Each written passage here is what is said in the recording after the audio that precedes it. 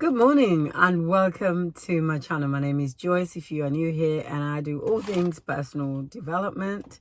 For those of you that keep coming back, I really appreciate your patronage. Today I want to talk about the Four Agreements. I don't know if you've heard of them, but if you haven't read the book, it's a really powerful book. And today's kind of whistle stop tour is pretty much my own interpretation. So I would suggest that if you haven't read the book already, find it. It's worth reading and having in your library and just rereading it as often as you can. You always get something new every single time. And one of the first agreement is that you be impeccable with your words. And that can mean so many things to different people. But for me, it simply means just to make sure you keep your word. It's as simple as when you say you're going to do something, do it. No matter how hard it's going to cost you, which is why it's so important that when we are speaking, when we are conversing, when we are making commitments, that we do them with the utmost intention. And also remember that, if you can't do it, then go back and say to that person, I know I promised to do this, but because of A, B, and Z, I can't do it. Or I am pre-committed and I'm unable to continue doing it because of the pressure I'm putting myself under. So being impeccable with your word doesn't necessarily mean killing yourself to make a promise or keep a promise. But it does mean that if you're unable to keep that promise, be honest. Be honest with yourself and with the person that you have committed to. Rather than, sort of backpedaling and pretending you never said it and, putting a different spin on the word, it really just shows up your character.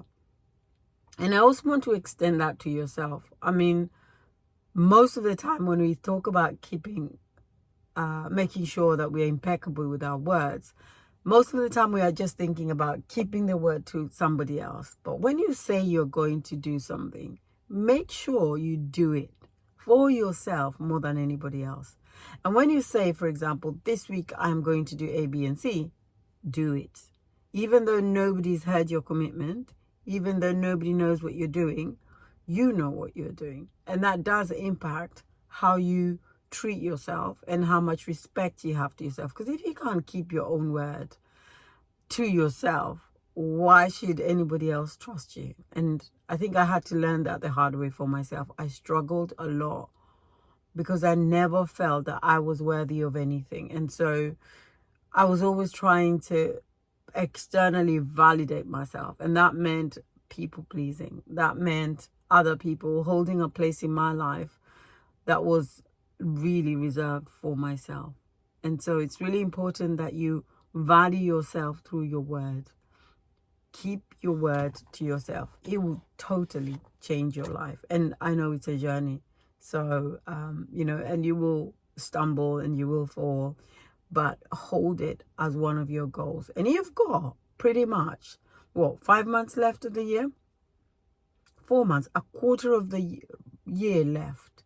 You can certainly change your life in 4 months if you commit to making sure that you are faithful to yourself.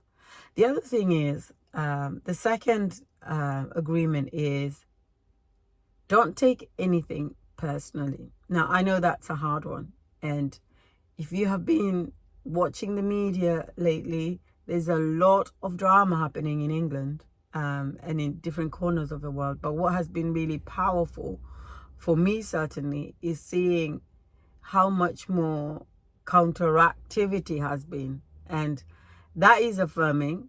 But I'm also reminding myself that these people don't know me. The people that are saying who is English or who has a right to be here don't know me, don't know my circumstances, don't know my background.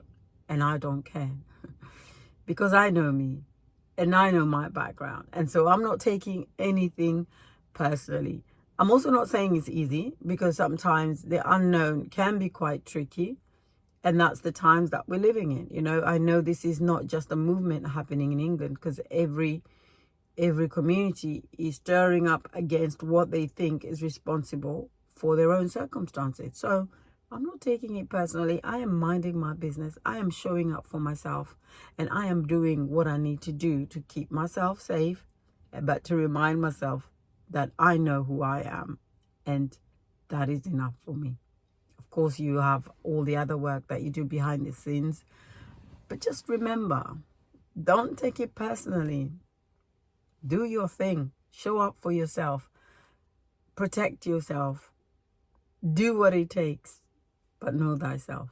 So I don't take things. Now, sometimes that's really hard, especially when it's personally directed to you.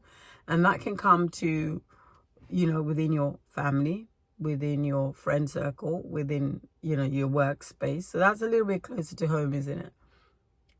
But just remember that these people, or whoever is encroaching on your space, have your boundaries, of course, as always.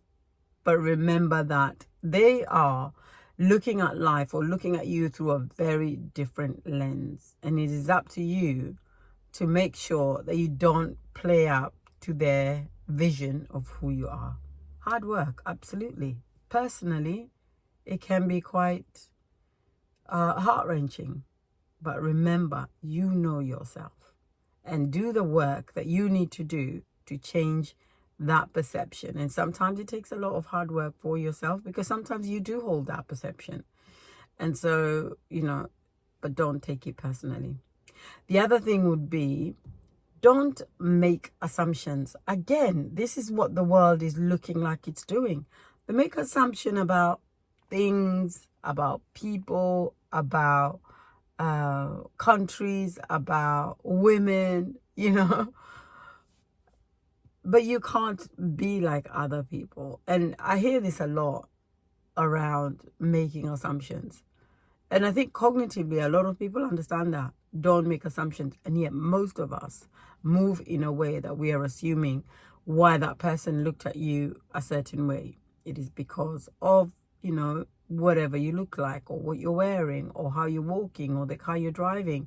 Nobody cares.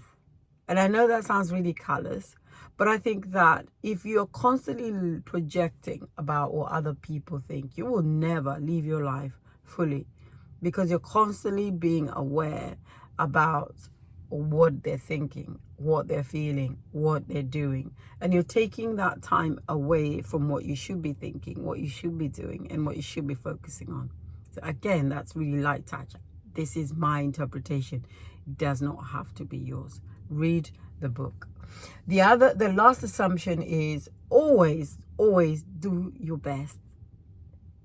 Your best always improves. Remember that. So your best yesterday may not be your best today, because those 24 hours meant that you learned new things. You exposed yourself to different people. You read different books. You watched something on television. But I would say always do your best. Whatever you do it to the best of your ability with what you know. But as Maya Angelou says, when you know better, you do better. Have an incredible day. Take the time to read the book and interpret it the way that best works for you.